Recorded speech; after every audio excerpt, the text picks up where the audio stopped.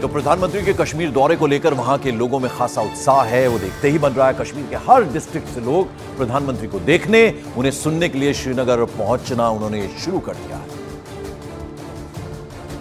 इस शांति में या इस शांति की गंगा में बहुत से कश्मीरी अब चाहते हैं कि सुकून और अमन के साथ गुजर बसर हो, और उनमें से एक शख्स इस वक्त हमारे सामने है।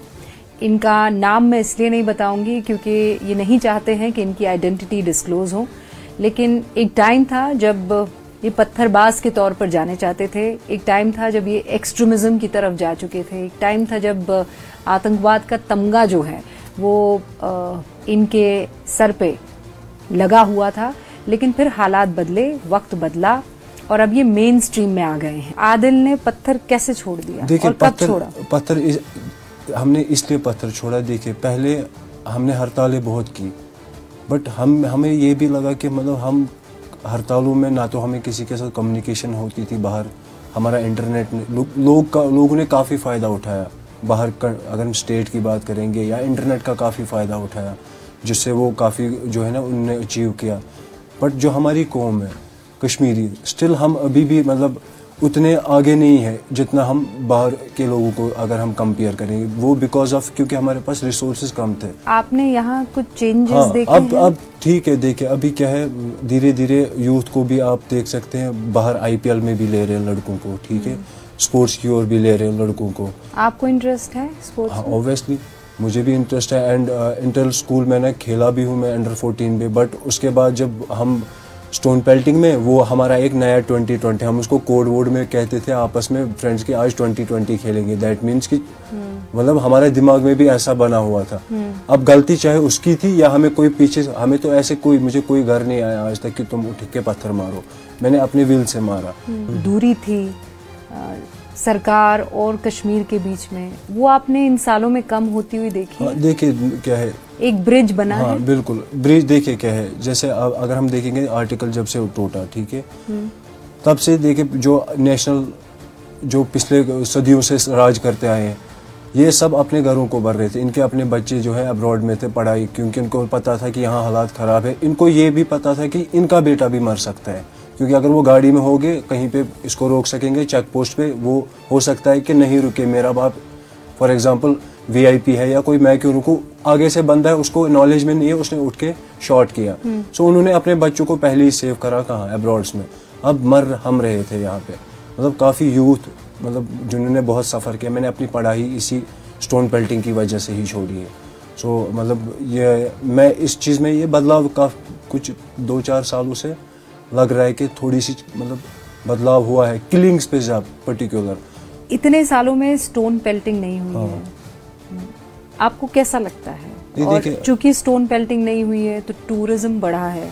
देखिए खौफ में आदमी नहीं है, माँ मतलब आपकी माँ भी बड़ा खौफ में रहती होगी। बिल्कुल। देखिए अल्हम्दुलिल्लाह पहले तो कोई कंप्लेंट नहीं आई कि टूरिस्ट पे हमने कभी कोई हमला किया, ठीक है, बट तब भी थ्रेट होता है, डरता है ना, डरता है तब भी। मैं नहीं कहूँगा कि डरता तब भी है। जब बाहर के टूरिज्म अगर 10 बंदे सोच रहे होंगे कश्मीर ट्रिप के लिए, 5 के दिमाग में होगा कि नहीं, अभी भी होगा 2 में, 8 में तो नहीं होगा, अब 2 में ही होगा। इस टाइम बढ़ गया आंकड़ा, 8 हो गया। 8 हो गया, ठीक है, तो आप परसेंटेज बढ़ गई। तो ऑब्वियसली टूरिज्म पे नुकसान था वो हमारा अपना। हम अपनी मतलब पब्लिक की गाड़ियाँ तोड़ते थे बीच में, कभी कोई स्ट्राइक के खिलाफ जाए तो हम उठ के तोड़ फोड़ कर देते थे सब आपस में।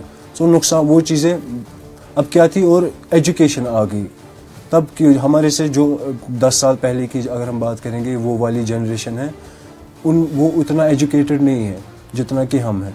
हमने खुद भी देखे कि हड़ताल से कुछ नहीं निकला, हम इकोनॉमी के हिसाब से भी ख़त्म हो गए, हम टेक्नोलॉजी के हिसाब से भी ख़त्म हो गए। अब हम चाहते हैं कि हम भी आगे बढ़ें, हम भी दुनिया को दिखाएंगे कि कश्मीर में भी टैलेंट, और माशाल्लाह टैलेंट है भी। बहुत बहुत शुक्रिया। बिल्कुल, thank you. Anant Vijay ji studio में हमारे साथ मौजूद है। अनंत जी, 370 हटने के बाद प्रधानमंत्री पहली बार श्रीनगर पहुंचने अब से कुछ देर बाद। पहले अगर हम घाटी की बात करें तो पत्थर चला करते थे, पत्थरबाजी होती थी, लाल चौक पे जाने पे डर लगा करता था, महिलाएं अपने बच्चों को स्कूल भेजने में डरती थी, यूथ भटका हुआ था। ये तो बदला है, ये तो हम देख रहे हैं, युवाओं से बात कर रहे हैं हम लोग। लेकिन अगर बड़े मायने इसके देखे जाएं तो क्या कुछ बदला है? पंकज जी, मुझे लगता है कि जम्मू कश्मीर में अगर बड़े बदलाव को आप रेखांकित करना चाहते हैं तो वहाँ शिक्षा के क्षेत्र में आमूल चूल बदलाव हुआ है।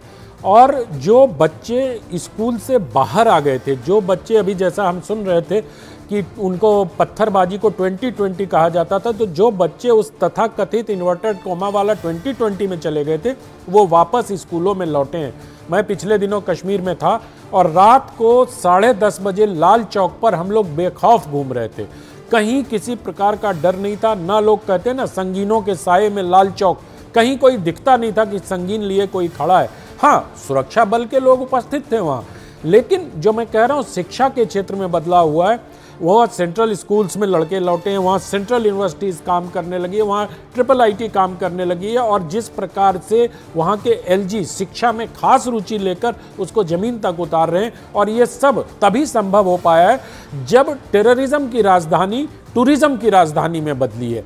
जो आतंकवाद का डर था, जो खौफ था, वो अब धीरे धीरे वहाँ से समाप्त हो गया। हम लोग भी जब पहली बार उतरे तो कश्मीर के हवाई अड्डे पर लगा अरे हम कहाँ जा रहे हैं, डर के हम लोगों ने बंद किया हुआ था। लेकिन वहाँ डल लेक के किनारे कहीं भी अपने होटल से बाहर निकल जाइए घूमने का। फिर एक व्यक्ति ने हमें कहा कि आपको बारामूला ले चलते हैं, तो हमें कहा नहीं बारामूला नहीं जाएंगे। लेकिन हम वहाँ से जाके होके आए, बेताब वैली होके आए, डर लगभग समाप्त हो गया और लोग और बच्चे शिक्षा। बड़ी बात आप कर रहे हैं कि जो टेररिज्म की राजधानी कहलाती थी वो टूरिज्म की राजधानी बनती हुई दिख रही है, तो ये एक बड़ा बदलाव है। इस बीच आपको बता दें, जम्मू कश्मीर के पूर्व डिप्टी CM हैं कविंद्र गुप्ता, उन्होंने परिवारवाद पर हमला बोला। उन्होंने कहा कि नए कश्मीर में लोग सिनेमा हॉल जा रहे हैं, लाल चौक जो पहले आतंक का गढ़ था आज वहां तिरंगा झंडा फहराया जा रहा है।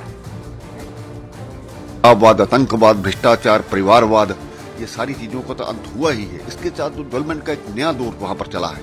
आज कई सालों बाद लोग थिएटर्स में जाकर के फिल्में देखते हैं।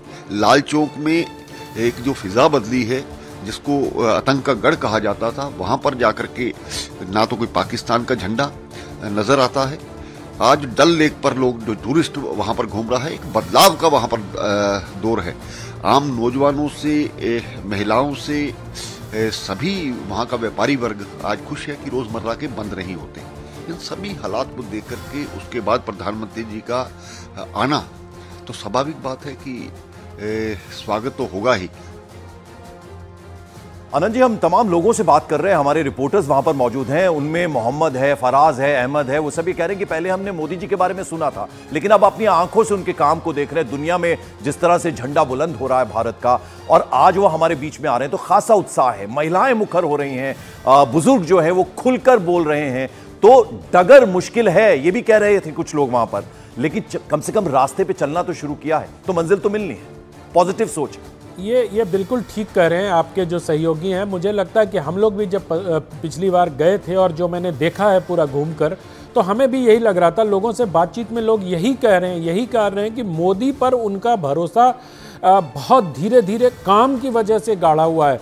जिन महिलाओं को अधिकार नहीं थे उन महिलाओं को अधिकार मिले, और पहली बार आज़ादी के इतने वर्षों बाद 2019 में 5 अगस्त को full unification of Jammu and Kashmir, अगर आप गुलाम कश्मीर की बात छोड़ भी दें तो वो हुआ, और वहाँ पर पूरी तौर पर संविधान लागू हुआ और संवैधानिक अधिकार वहाँ की महिलाओं को मिले। तो इन सब चीज़ों से मोदी के प्रति एक विश्वास जगता है। और जो हम बात कर रहे थे, आप अगर डल लेक के सामने एक मार्केट है, वहां जाएंगे तो आपको दिल्ली के सरोजनी नगर जैसा लगेगा कि वहां अंडे मिल रहे हैं, मोमो खाए जा रहे हैं, और रात बिल्कुल। आनंद जी, जरा सुन लेते हैं।